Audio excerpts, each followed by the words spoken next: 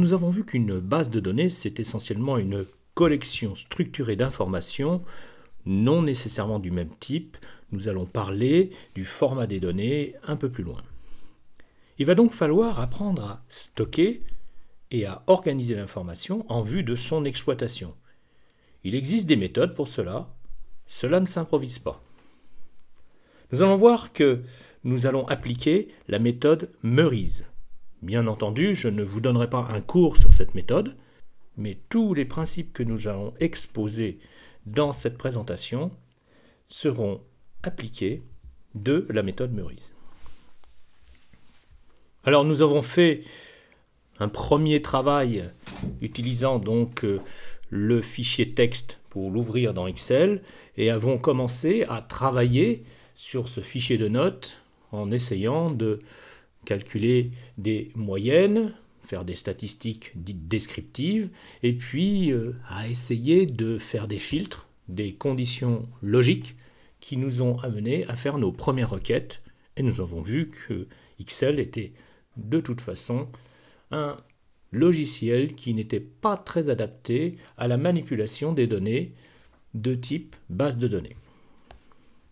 C'est pourquoi il est maintenant nécessaire d'aborder ce que je vais appeler la conception et la réalisation d'une base de données avec la méthode Meurize, qui nous permettra donc d'exposer le principe du modèle conceptuel de données et du modèle logique de données, en essayant de faire au plus simple et au plus efficace. Nous allons utiliser, in fine, un système de gestion de base de données relationnelle qui n'est autre qu'un moteur permettant de piloter la base de données, qui est Access, comme je vous l'ai dit. Alors, reprenons un petit peu les notions vues la dernière fois. Nous avons vu que nous disposons d'enregistrements dans une base de données, aussi petite soit-elle comme par exemple un fichier de notes sous format texte, et que chacun de ces enregistrements pouvait être découpé en champs. Alors, bien entendu, ces champs portent des identificateurs, et nous allons voir que ces identificateurs vont correspondre à un type d'informations qui vont être définis de façon explicite dans le système de gestion de base de données relationnelles. Le type d'information que nous allons rencontrer est essentiellement le suivant. Nous avons la possibilité d'utiliser des caractères qui vont de petit a à petit z et de grand A à grand Z. Donc nous pouvons ensuite construire des chaînes de caractères de 255 caractères maximum, par exemple le mot écologie avec un E majuscule et sans accent. Nous pouvons manipuler des booléens, oui, non, 0, 1, ft, false, true, vrai, faux. Toujours est-il qu'ils sont codés avec un seul bit sur 0 ou sur 1, où on regarde en tout cas le dernier bit du mot machine. Nous manipulerons aussi des entiers courts qui vont de 0 à 255 ou s'ils sont signés de moins 128 à plus 127. Des entiers longs qui vont de 0 à plusieurs milliards. Des réels avec la partie décimale séparée par un point pour les versions anglo-saxonnes et par une virgule pour les versions latines. Nous verrons qu'il existe des réels simple précision et des réels double précision.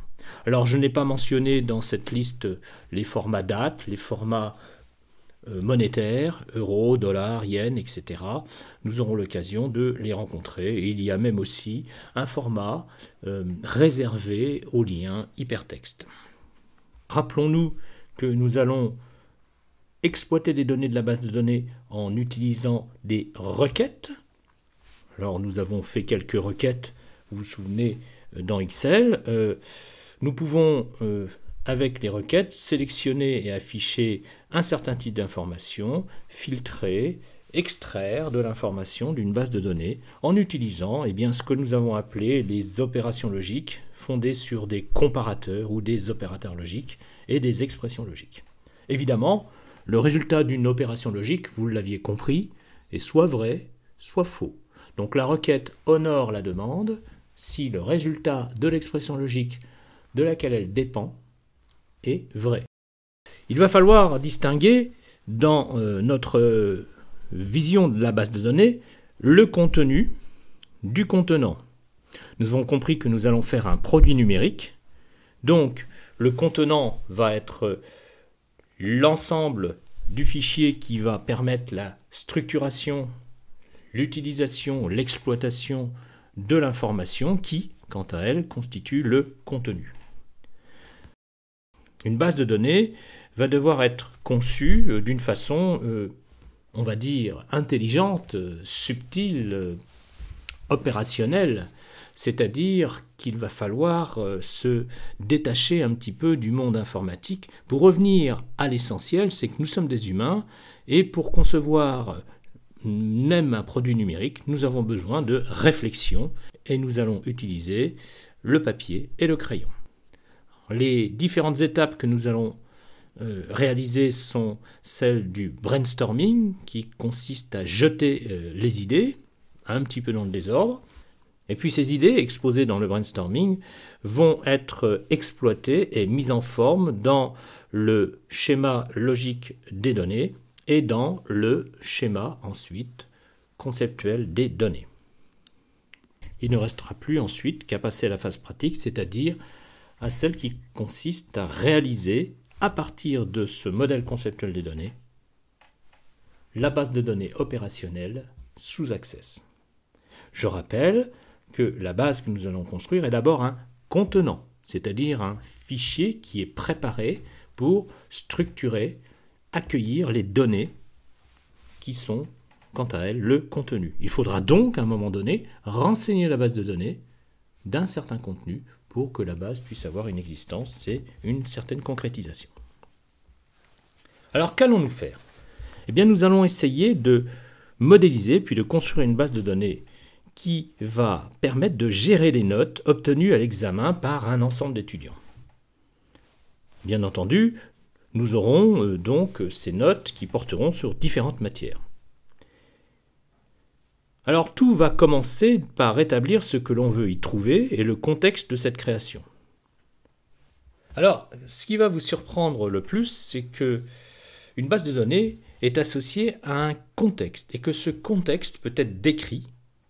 On peut même parler, à travers ce contexte, d'une histoire sous-jacente. Alors nous allons sûrement nous attacher à raconter une histoire, ou du moins à décrire un contexte associé à la base de données que nous avons eu l'ambition de construire.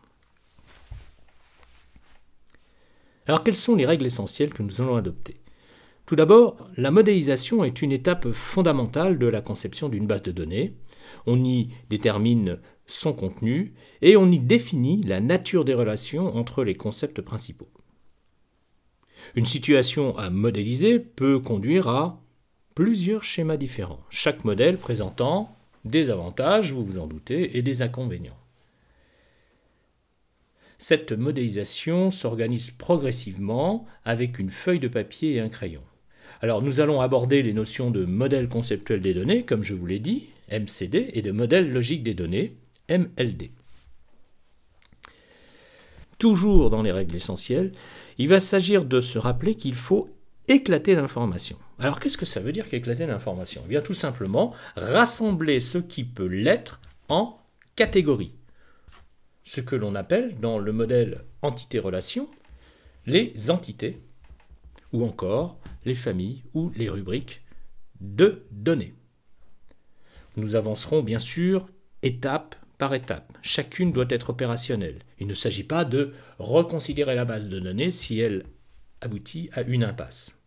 Et on mettra prudemment dans une rubrique que l'on appellera annexe tout ce que l'on ne peut pas ranger dans une catégorie précise. Encore un élément important, soyez patient. La phase papier-crayon doit être suffisamment claire et exacte pour passer à la pratique immédiatement. Nous verrons que nous n'attendrons pas de finaliser la base de données pour nous autoriser à aller faire un tour dans Access et à mettre ce que nous avons commencé à écrire en pratique dans le système de gestion de base de données relationnelle. Donc il faut faire attention lorsque l'on part d'un projet ab novo à suivre un cahier des charges et à réaliser donc cette étape de brainstorming.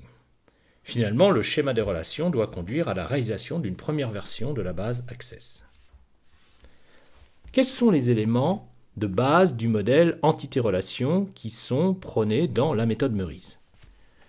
Eh bien, tout d'abord, vous l'avez compris, les entités. Ce sont des objets qui peuvent être identifiés distinctement. Il existe deux catégories d'entités, les entités régulières, ne dépendant pas de l'existence d'une autre entité, et les entités faibles, dépendant de l'existence d'une autre entité. Les attributs constituent la seconde catégorie de base du modèle entité-relation. Ce sont donc les caractéristiques et les propriétés communes à tous les objets. Nous avons ensuite les identifiants qui identifient de façon unique l'entité, la future clé primaire. Vous avez peut-être entendu parler de cette notion de clé primaire. L'identifiant est constitué d'un attribut ou d'un ensemble d'attributs permettant de distinguer une entité dans l'ensemble. Puis viennent bien sûr les associations ou les relations. On ne pourrait pas imaginer une base de données sans relation entre les entités. Alors on verra qu'on peut généralement les désigner par un verbe d'action. Autrement dit, elles vont avoir, comme les entités, un identificateur, ce que j'appelle un nom. Donc les relations constituent le lien existant ou prévu entre deux entités. Une association peut en outre elle-même contenir des attributs ou d'autres informations de type code numérique dont elles dépendent pour leur identification unique. Nous verrons à l'occasion comment mettre cela en pratique. Enfin, nous devons considérer les cardinalités associées, à n'aborder bien sûr qu'après avoir défini entité, attribut et relation. Alors, qu'est-ce que ça va donner dans le cas de notre base de données gérant les notes des étudiants? Eh bien, nous avons dit que nous commencions par éclater l'information, c'est-à-dire regrouper en catégories, en familles, en rubriques, en entités distinctes ces informations. Alors, à quelles informations peut-on penser lorsque l'on veut créer une base de données gérant les notes des étudiants? Tout d'abord, nous pouvons identifier un élément important, c'est la famille des étudiants. Donc la catégorie étudiant ou l'entité étudiant devra faire partie de l'ensemble des entités qu'il faudra considérer dans notre base de données. De la même façon, matière définit un ensemble d'informations indépendantes qui n'a rien à voir par exemple avec étudiant. Nous pouvons aussi penser à définir une catégorie encore à part qui s'appelle enseignant.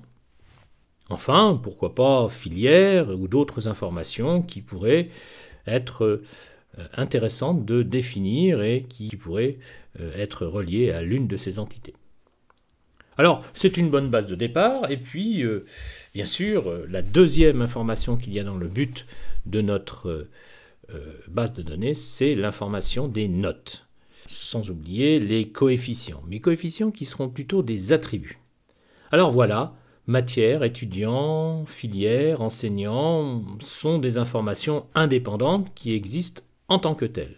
Pour notes, c'est beaucoup moins évident, puisque des notes sont attribuées aux étudiants et que ces notes sont associées à certaines matières.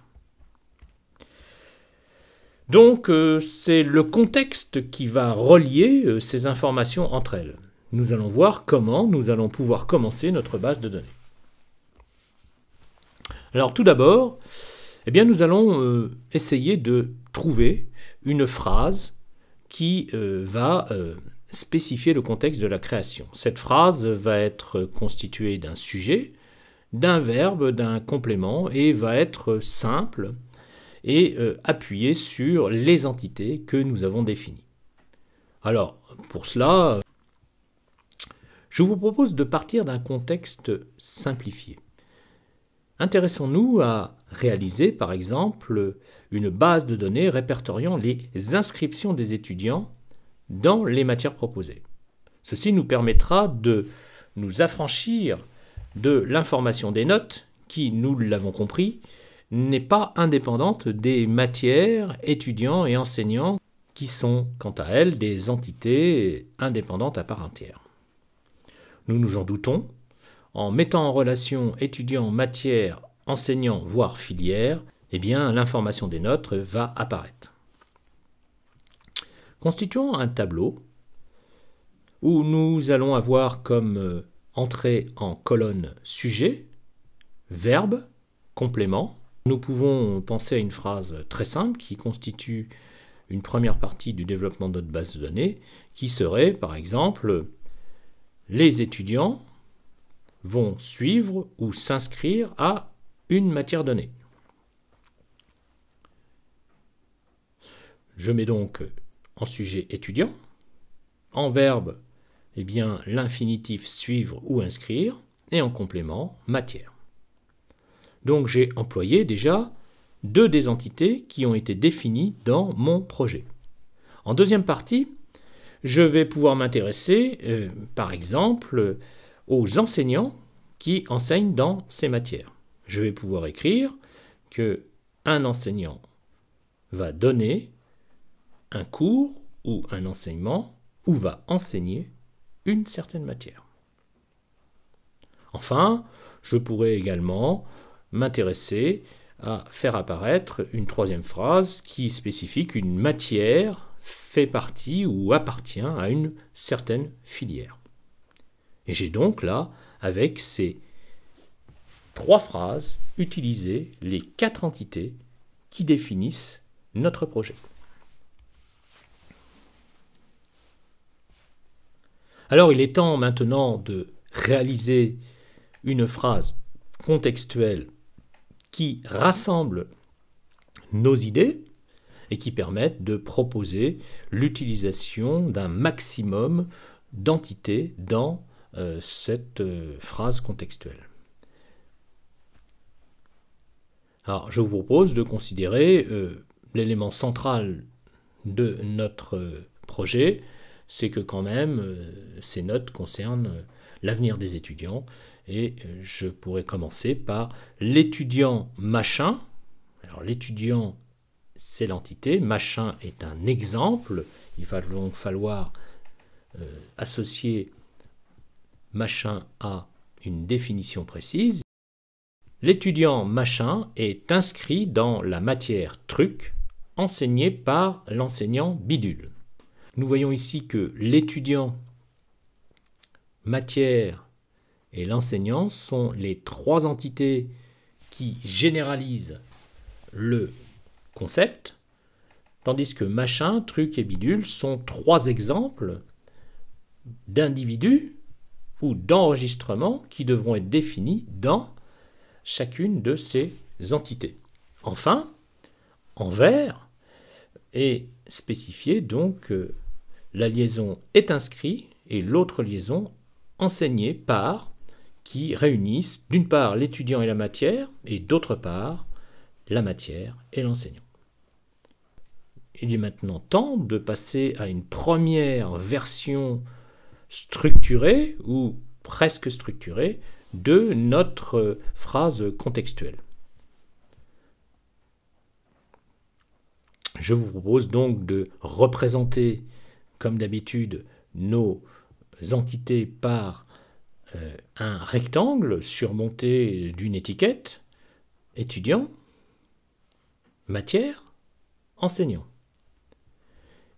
Dans ces entités, dans chacune des entités, nous allons proposer deux attributs minimums qui permettent de spécifier de façon claire et précise l'entité.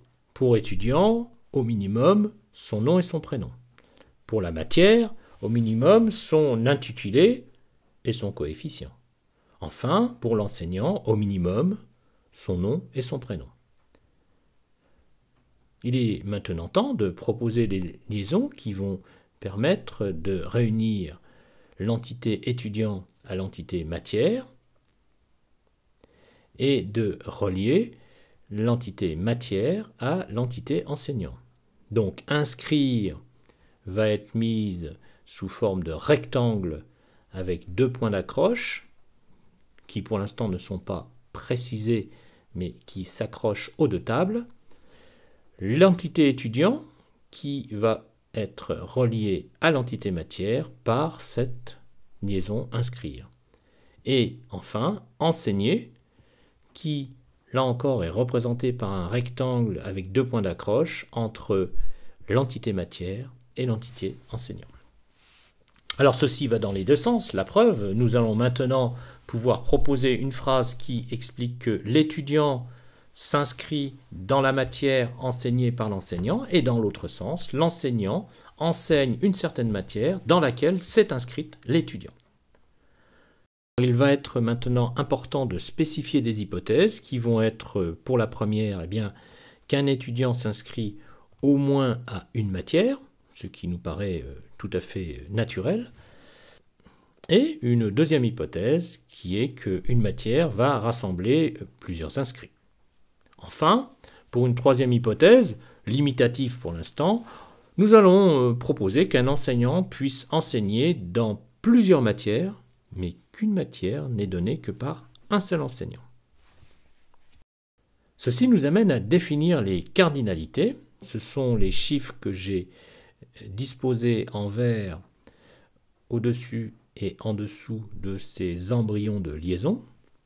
Et nous voyons que dans notre modèle, un étudiant peut s'inscrire à plusieurs matières et une matière peut rassembler les inscriptions de plusieurs étudiants. J'aurais pu commencer les cardinalités, puisqu'il s'agit de cela, en mettant 0 à 1 étudiant est inscrit dans une à plusieurs matières. Mais je ne souhaite pas gérer des étudiants fantômes, c'est pourquoi j'ai commencé la cardinalité pour étudiants par 1 et je l'ai terminé par 1. Alors de la même façon, je vais définir les cardinalités associées à la liaison enseignée et je vois sans trop de peine que d'après l'hypothèse H3 que j'ai définie, une matière au minimum et une matière au maximum va être enseignée par un enseignant au minimum et un enseignant au maximum.